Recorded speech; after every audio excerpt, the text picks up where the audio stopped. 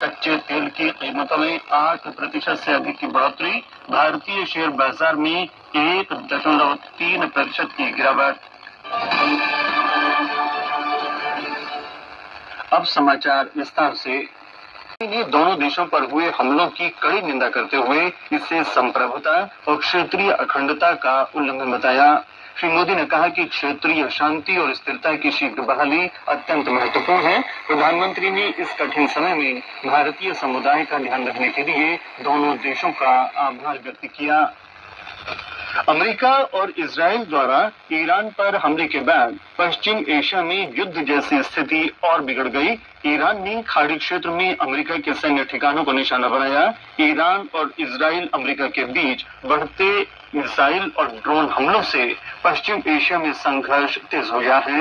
Iran और समर्थित संगठन मिलकर इजराइल तथा खाड़ी देशों पर मिसाइल हमले कर रहे हैं।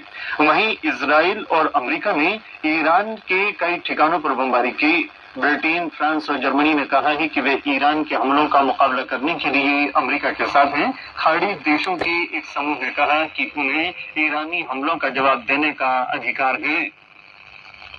इजराइल की वायुसेना ने कहा है कि उसने अमेरिका के साथ संयुक्त हमले में ईरान के 24 प्रांतों पर पिछले एक दिन में 1200 से अधिक मिसाइलें गिराई।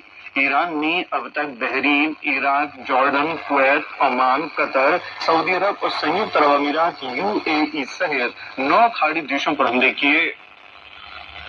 इससे पहले श्री मोदी और कनाडा के प्रधानमंत्री मार्क कार्नी ने आज नई दिल्ली के हैदराबाद हाउस में प्रतिनिधिमंडल स्तर की वार्ता की। इस दौरान विभिन्न क्षेत्रों में 3 समझौतों पर हस्ताक्षर हुए। इनमें महत्वपूर्ण खनिज सहयोग, नवीकरणीय ऊर्जा के उपयोग को बढ़ावा देना और सांस्कृतिक सहयोग शामिल है। प्रधानमंत्री मोदी ने पश्चिम एशिया में संघर्ष पर गहरी चिंता व्यक्त की। प्रधानमंत्री नरेंद्र मोदी ने आज जॉर्डन के राजा अब्दुल्ला द्वितीय से फोन पर बात की और क्षेत्र में विकसित हो रही स्थिति पर भारत की गहरी चिंता व्यक्त की। सोशल मीडिया पर एक पोस्ट में प्रधानमंत्री ने बताया कि उन्होंने इस कठिन समय में जॉर्डन में रह रहे भारतीय समुदाय की देखभाल करने के लिए राजा द्वितीय का आभार भी व्यक्त किया। प्रधानमंत्री नरेंद्र मोदी ने भारत कनाडा सीईओ फोरम में कहा कि दोनों देश जीवंत लोकतांत्रिक अर्थव्यवस्थाएं और साझा मूल्यों पर आधारित समाज हैं।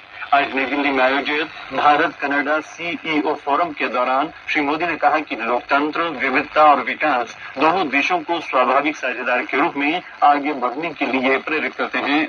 उन्होंने कहा कि आज भारत विश्व की सबसे तेजी से बढ़